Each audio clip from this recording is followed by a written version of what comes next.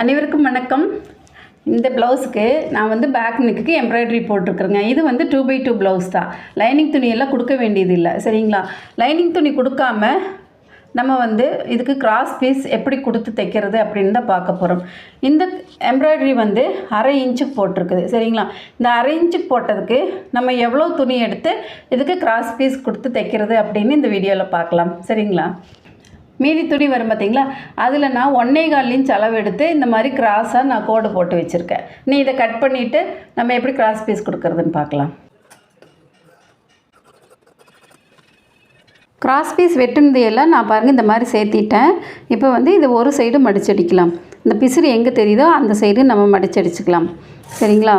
மடிச்சடிக்கும் போதும் ஒரே அளவுக்கு மடிச்சடிச்சிட்டு வரணும்.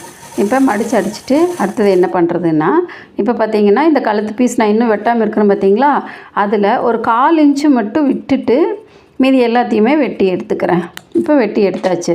இனி என்ன பண்ணுறதுன்னா, இப்போ நான் வந்து ஃபுட்டு மாற்றிக்கிறேங்க, சிங்கிள் ஃபுட்டு மாற்றிக்கிறேன். ஏன்னா அது அப்போ தான் கொஞ்சம் அந்த நமக்கு பார்டர் ஓரத்தில் அடிக்கிறதுக்கு, அந்த எம்ப்ராய்டரி போட்டிருக்கிறோம் இல்லைங்களா, அந்த பார்டர் ஓரத்தில் அடிக்கிறதுக்கு ஈஸியாக இருக்கும்.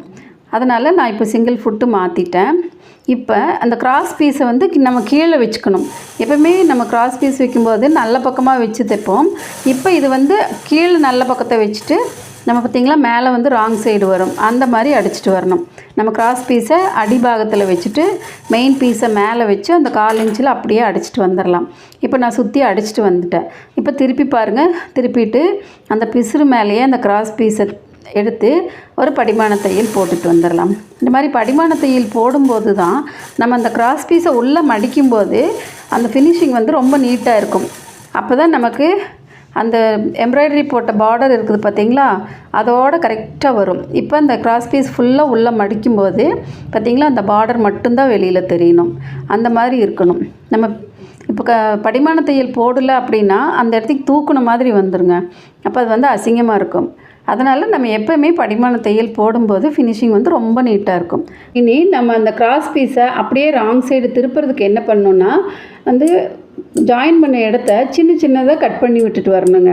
அப்போ தான் மடிக்கிறதுக்கு ரொம்ப ஈஸியாக இருக்கும். கட் பண்ணிவிட்டு இந்த நம்ம எக்ஸ்ட்ரா கொடுத்த பார்த்திங்களா கிராஸ் பீஸ், அதை அப்படியே உள்ளே மடித்து விடணும்.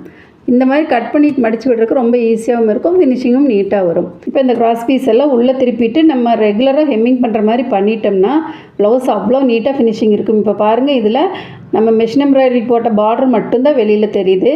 எவ்வளோ நீட்டாக வந்திருக்குது பார்த்திங்களா ஃபினிஷிங்கு. நீங்கள் பிகினர்ஸாக இருந்தால் சிம்பிளான ஒரு டிசைன் போட்டு நீங்கள் தைச்சி திருப்பி பாருங்கள். உங்களுக்கு இந்த வீடியோ பிடிச்சிருந்தால் ஒரு லைக் பண்ணிடுங்க.